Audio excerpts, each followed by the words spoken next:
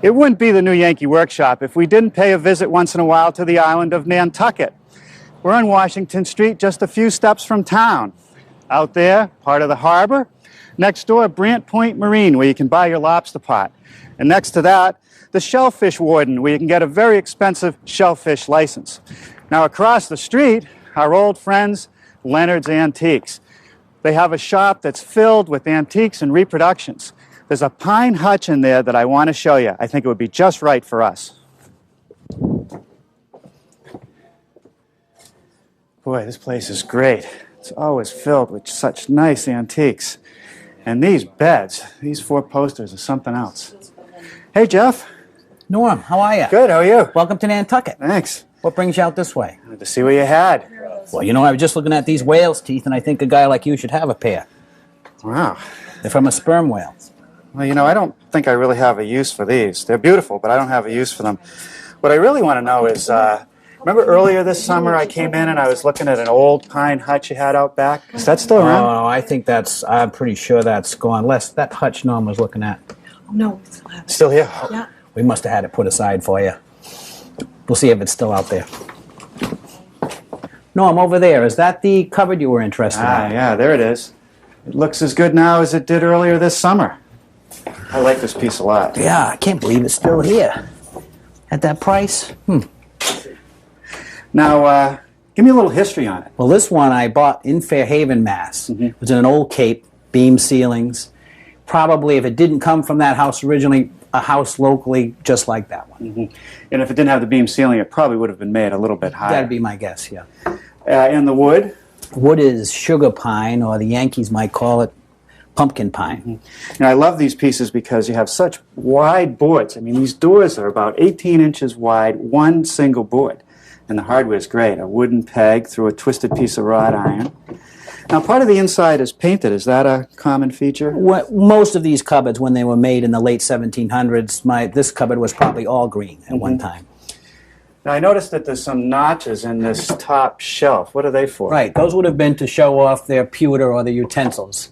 Sort of like this rat tail spoon fits right in there, and you probably would have had a whole row of them. Right, just a simple dovetail cut.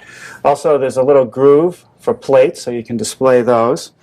And I'm curious about this scroll work across the face frame. Is that typical? It's interesting you point that out. I think when this cupboard was made, being a New England cupboard, it was probably just very plain with a little bead. Then maybe in the 1940s, colonial revival came around. The owner decided to modernize or make the piece more fashionable for the time. So it's a little bit of the story of its life. That's right. It's part of what the cupboard is today. If you were to build it today or reproduce it, would you change it in any way? I think so, because today most people have a 7-6 to 8 foot ceiling. This was built for a beam ceiling house. Probably look a little better if another shelf were here and the piece went up toward the ceiling more. So about 7.5 feet tall, maybe, or so? That'd be a good height. That's a good tip. Mind if I take a few measurements? Be my guest. Well, here it is, our version of that step-back cupboard. We did take Jeff's advice and build the piece a bit taller, about 5 inches. However, I did not add a third shelf. I simply increased the distance between the shelves. I made the dovetail cuts for the spoon display, and we decided, after all, to keep this decorative scroll work at the top of the piece, even though the antique original might not have had it. It's kind of reminiscent of what happened to a lot of these old pieces in the 1940s and the 1950s when people tried to fancy them up a bit. I made the entire piece out of reclaimed pine. I turned a peg to keep the doors closed. However, when you get on the inside, I did switch over to some plywood for the shelves. I don't want to waste the old pine on the inside, and after all, we are going to paint the inside of this piece. For the material, we got lucky. A fan of the show contacted us and said that he was renovating an 1883 house, and he had some old timbers that he thought we could use for a project. And we never turned down an opportunity to pick up some old pine. This stuff is hard to find. Of course, once I get it, I have to start working with it, and we always find bits of metal in these timbers, and that destroys planer knives. So the first thing is to take one of these scanners and to just scan the piece, looking for metal. Right here we have a nail. Almost every piece is loaded with something. There's another one right there. So to remove those, I use whatever it takes. These gripping pliers, nail sets, needle nose pliers. Just get the metal out of the wood. Little tack there. Now, when I did the prototype, here's how much metal I discovered in the timber that I used. Maybe we can straighten these out and use them sometime. The next job is to clean up the surfaces. And I've found from experience that if I simply go to my surface planer now, that the grit that is on this material just knocks the edge off the knives. So what I like to do is either take a belt sander and run over the surface, just taking off the skin, the top layer, or turn to my wide belt sander, in which I've installed a real coarse 60 grit belt, and run that through, just a pass on each side to get rid of the dirt. Now, before we use any power tools, let's talk about shop safety. Be sure to read, understand, and follow all the safety rules that come with your power tools. Knowing how to use your power tools properly will greatly reduce the risk of personal injury. And remember this, there is no more important safety rule than to wear these safety glasses.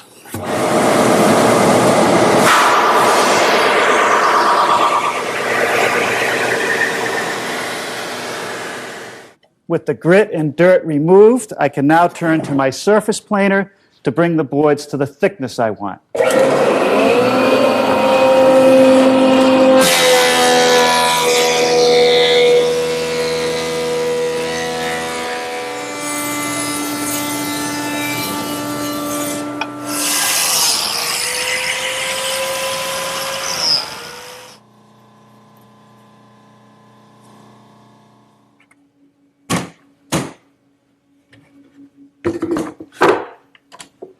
It takes almost as much time to clean up enough stock to build a project like this as it takes to build the project itself.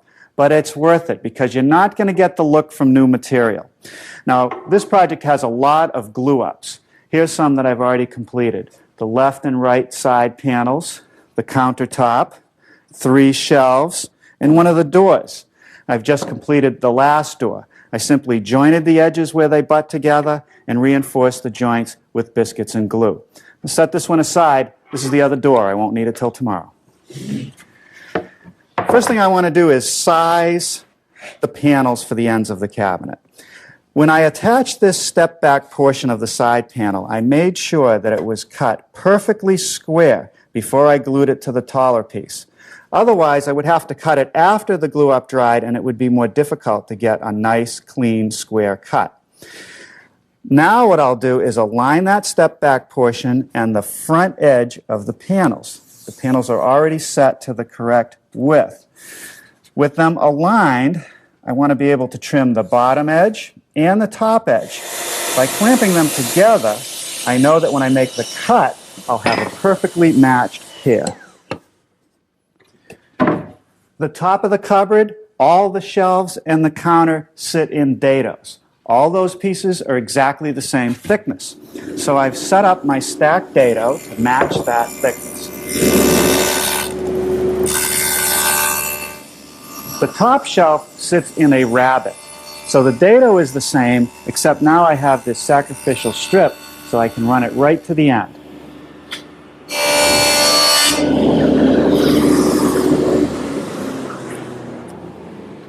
The final rabbet, which runs all the way along the back edge of the side panel, will conceal the plywood at the lower part of the cabinet and the boards at the upper part of the cabinet. With the dado narrowed to 3/8 of an inch, I've run a plate groove in this shelf and the top shelf. Of course, in the shop, we display saw blades. Have another look at the prototype, and let's get on with this detail of cutting these dovetails for the spoon display. Now, it's a lot easier to do it now than when the shelf is installed in the sides of the cabinet. So I've clamped the shelf in the vise. I've set up my router with a dovetailing bit. Now, it would be impossible to take this bit and freehand it at each location for those slots. So what I did is I installed a collar on the router, and I made a jig. I took some plywood and cut a whole bunch of slots in it with the spacing that I wanted. Now, that collar rides in the slot. It can't move very far side to side, And when I go all the way through, I get the cut that I want. I put a stop on it, which goes on the edge of the shelf like this, and I'll clamp it in place. I discovered when I made the prototype that I would get a lot of tear out if I didn't put a strip on the front. So a piece of 1/4-inch plywood held in place with a couple spring clamps.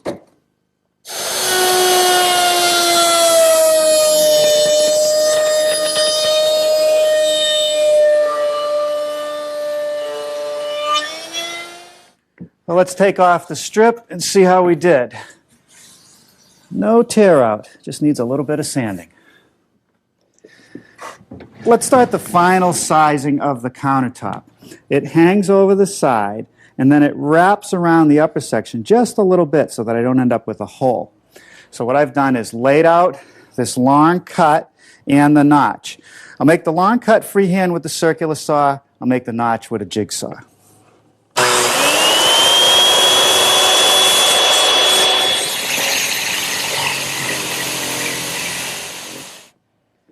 I want to form a bullnose shape on the edges of the counter. So I've installed a 3/8-inch radius router bit in my table. A pass on each face will do the job. Well, now we're ready for some assembly. And I'm going to start with these bottom shelves, which are made out of 3/4-inch plywood. Now, plywood's stable. It doesn't come and go a lot. But pine, with changes in humidity, will move, especially across the grain. So I'm only going to glue 3 or 4 inches of the front of each joint. That way, the pine will be able to move when the humidity changes. And I'll secure them with some 1 1/4-inch brads driven at an angle.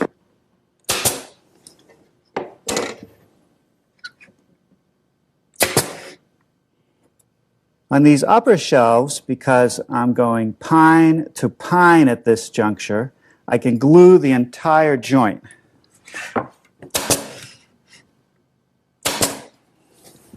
Okay, with a little glue and all the dados of the corresponding side, now the idea is to get everything lined up and nail it off the same way. And finally, the top. And that just gets glued and nailed in the rabbet. Now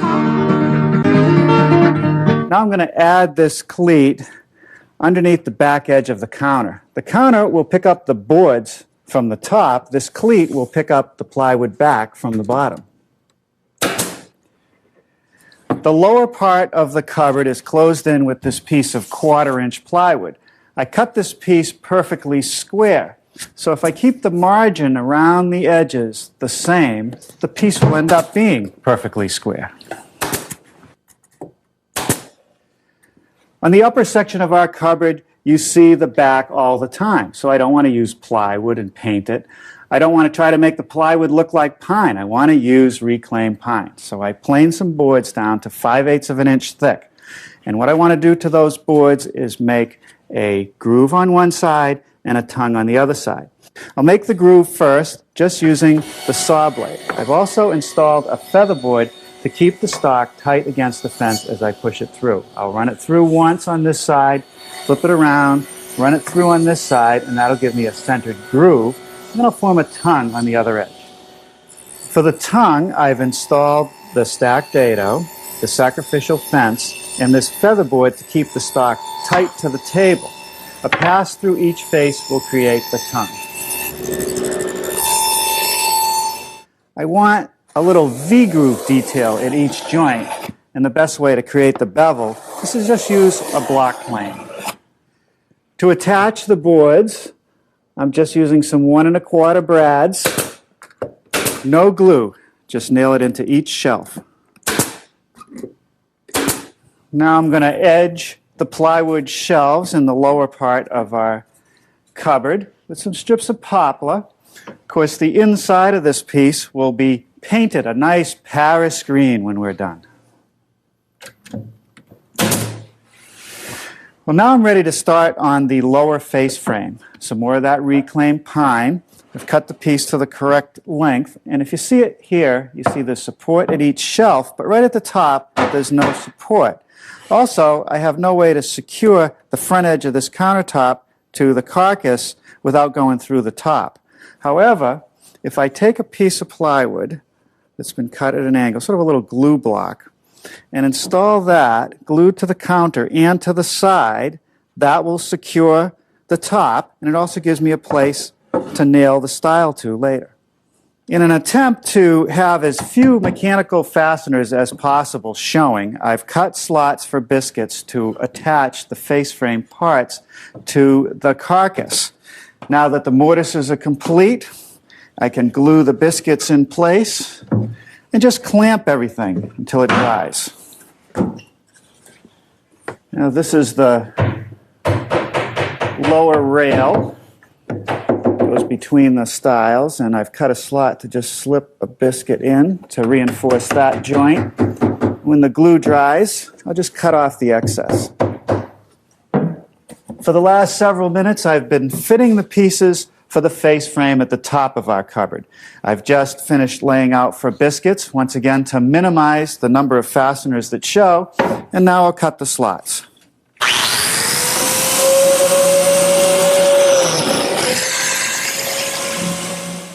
Let's take another look at the prototype. Making these decorative cuts is more difficult than it appears. If I were to try to take a jigsaw and make these shapes, I'd run into trouble every time I come to a shelf or when I get down here at the bottom. So it would be a lot easier to do it with the pieces off the case. I've set them in place over the biscuits. That registers everything. Now I can trace the outline or the shape from the poster board templates that I made, remove the pieces, and make the cuts. It's a lot easier off the case.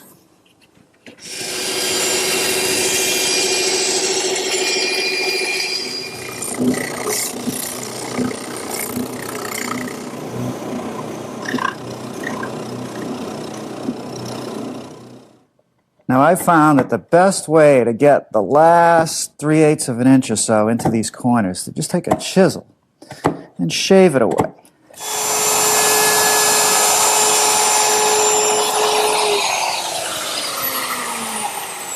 A portion of a 1/4 inch rounding bit eases the edges along the decorative cut. Now right in this corner, which it doesn't quite get, I'll clean that up with a sharp chisel. I'm going to glue these 3 pieces to the carcass and clamp them in place.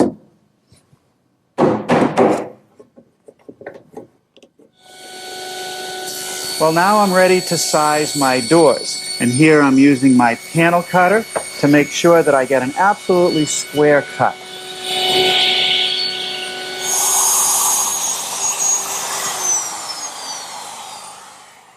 With the doors ganged together, I can mortise for the hinges. I'll just clean it up with the chisel.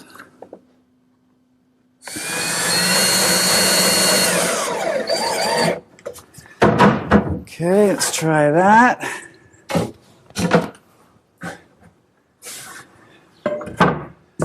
That's great.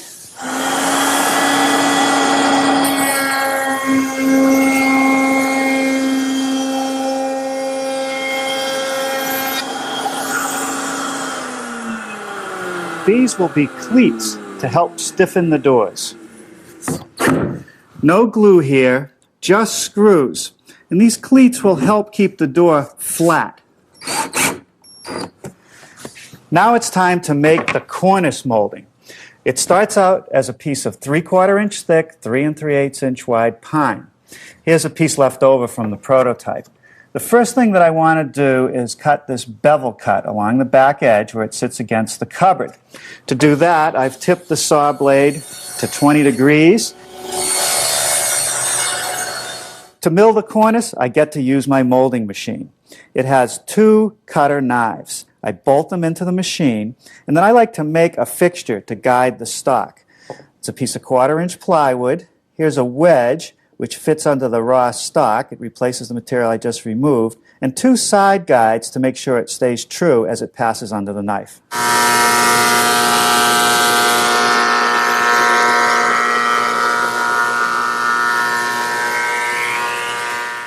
before I can install the cornice, I'm installing these strips at the top edge. Some stock cut at a 20-degree bevel, and what that does is it gives me some backing for the top edge of the molding. I've carefully mitered all the corners of the cornice molding. A little bit of glue and brads will hold it in place. A couple wooden knobs. I've installed an eye screw between the doors, and you could use a simple dowel or turn a peg like I did to help keep the doors closed. I'd say this piece is ready for the finishing room. For the inside of our step-back cupboard, we've painted it a Paris green, much like the antique original. And for the outside, I'm trying to get it close to what the piece Jeff had looked like, sort of a reddish-brown color. And as you can see from this first coat, it's not quite dark enough yet. It's going to take several coats of stain to get it where we want it. Then we'll top coat everything with some satin polyurethane. Well, here it is, after several coats of stain, capped off with some polyurethane. And we finally got to that dark red color, just like the antique that we saw. And on the inside, the Paris green. Now, this was a fun project to build, and I'm particularly pleased that we were able to make it out of some recycled pine. So, until next time, I'm Norm Abram from the New Yankee Workshop.